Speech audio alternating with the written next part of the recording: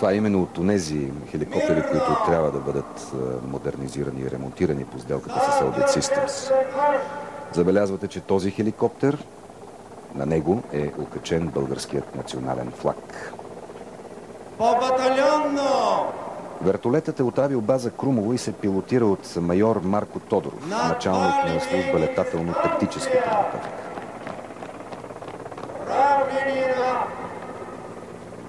Ляво!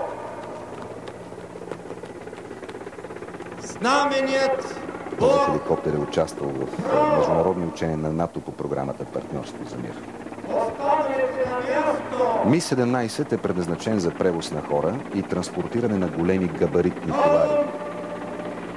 Максималното му тегло е 13 000 кг, 13 тони. Може да развие скорост до 250 км в час и да лети на височина до 5000 метра. Побира на борда си 24 десантчици. Сега започва и пешият парад.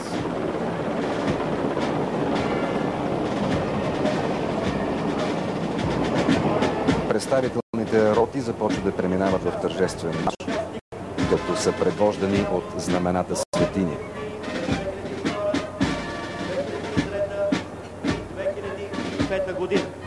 Няколко думи и за тези знамена светини, които, ако сте следили предаването на Българската национална телевизия, бяха осветени тази сутрин пред паметника на незнайния бой. Начело е прочутото самарско знаме.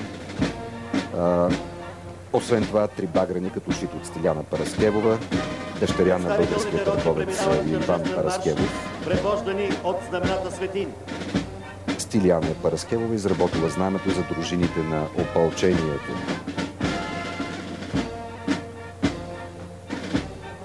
В този блок е също така знамето на 1-ви конен полк, знамето на 23-ти пехотен шипченски полк.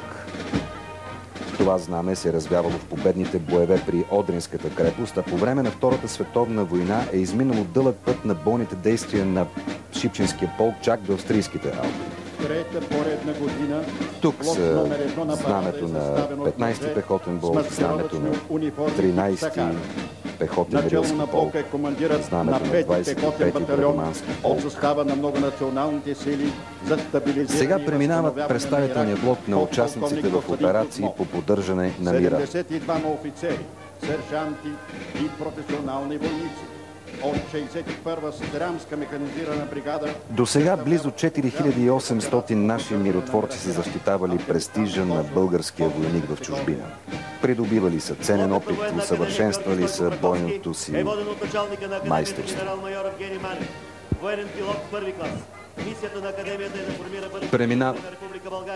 Преминава блокът на Военна академия Георги Стойков Раковски. Военната академия е създадена с решение на Народното събрание от 14 юни 2002 година. Националната гвардейска част не само представя воинските традиции и ритуали, но и център и генератор за тяхното възраждане и обогатяване. Националната гвардейска част е наследник на първия конвой на княз Александър I, създаден на 12 юли 1879 година. Освен представителни функции, тя е била и бойна част, защото гвардейци са участвали в военната защита на Съединението, войните за национално освобождение и обединение на България и във Втората световна война. Сега вече преминава представителният блок на Националния военен университет Васил Левски. Е наследник на първото военно училище, създадено след Руско-турската освободителна война през 1878 година в Пловдив. Националният военен университет Васил Левски е създаден с решение на Народното събрание на 14 юни 2002 година и има 3 факултета. Блокът на факултет авиационен е предложен от виждате един от Владимир неговите Василев, факултети. В момента по-точно представители на този факултет авиационен на Националния военен университет Васил Строя са Левски. бъдещите летци и специалисти от авиация и военно-въздушните сили. Преминават курсантите от Висшето военно-морско училище Никола Йонков Вапцаров.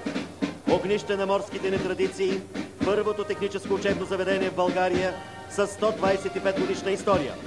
Блокът е предвождан от Висшето военноморско училище Никола Йонков Вапцаров получи държавна и институционална акредитация през 2001 година.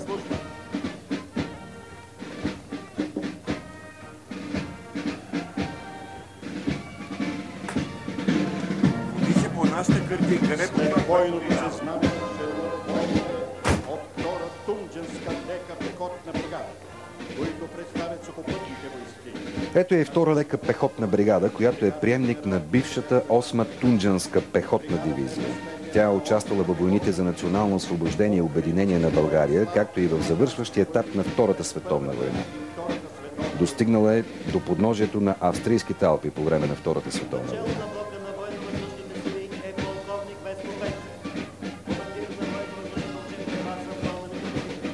Следва блокът на военно-въздушните сили. Организационното изграждане на българското въздухоплаване започва през 1903 година. Създадената команда по балонно дело през 1906 прераства в бойно подразделение към железопътната дружина под името въздухоплавателно отделение.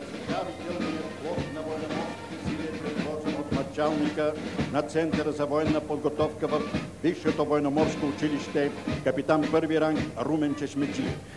Българският боен флот е създаден на 12 август 1879 година, когато за първи път в Русе се развява националният военноморски флаг на 15 кораба и 5 гребни лодки, подарени от Русия под наименованието Дунавска флотилия. През 1897 е започнало изграждането на Черноморския флот с главна база Варна. 68-ма бригада специални сили е командират полковник Пламен Турлаков. Ето я и 68-ма бригада специални сили, която е дала много участници в мисии на българската армия зад граница. Тя формира гръбнака на силите за специални операции на българската армия, отличи се в международни учения. Тази бригада участвала в международни мисии, в многонационални учения с отделни представители, както и с подразделения в мисиите на СФОР Босна и Херцеговина. До сега над 150 военнослужащи от 68-ма бригади са били в българския контингент за следвоенното възстановяване и стабилизиране на Ирак.